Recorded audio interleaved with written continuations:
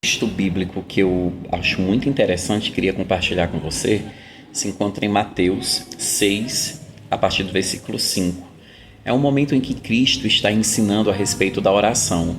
E quando orarem, não sejam como os hipócritas, que gostam de orar em pé, nas sinagogas e nos cantos das praças, para serem vistos pelos outros. Em verdade, lhes digo que eles já receberam a sua recompensa. Mas, ao orar, entre no seu quarto e, fechada a porta, ore ao seu Pai, que está em secreto. E o seu Pai, que vê em secreto, lhe dará a recompensa. É interessante que, por muito tempo, eu cresci e vivi, na verdade, ouvindo esse versículo de uma forma diferente. Eu ouvia as pessoas dizerem assim, se tu quer orar em segredo, entra no teu quarto, fecha a porta e ora que teu Pai, ele escuta a tua oração. E aí eu fui ver o versículo e vi que ele vê em secreto. Vê o quê? Porque se eu entro para orar, eu penso que Deus vai ouvir a minha oração. Mas por que aqui em Mateus, em vez de ouvir a oração, tá vê em secreto? Eu fiquei meditando, e eu passei a entender de uma forma diferente. Deus não só escuta, mas eu penso que esse vê em secreto é porque ele vê o coração. Ele vê a minha intenção quando eu entro para orar. E olha que antes ele fala que a gente não deve orar como os escribas, né? Como os hipócritas, na verdade, que gostam de orar em pé, nas sinagogas, nos cantos das praças para serem vistos. Ou seja, ele primeiro adverte que a gente não faça uma oração daquele tipo e depois ele diz que a gente se recolha, entre no quarto, feche a porta, ou seja, fique ali em secreto, que Deus ele vê. Deus não escuta apenas a oração, ele vê o coração.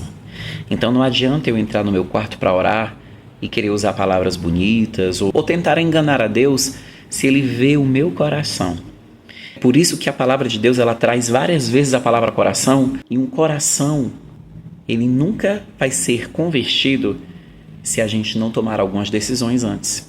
Porque Deus ele não vai entrar nem no meu coração e nem no seu coração sem a gente permitir que ele entre. Satanás ele entra, basta a gente dar uma legalidade, seja ela qual for. Mas Deus ele não faz assim. Jesus diz, olha, eis que eu estou à porta e bato. Se alguém ouvir a minha voz e abrir a porta, eu entrarei e cearei com ele. O nosso coração é enganoso, mas a própria Bíblia diz que Deus cria um coração puro. O salmista fala, Senhor, cria em mim um coração puro.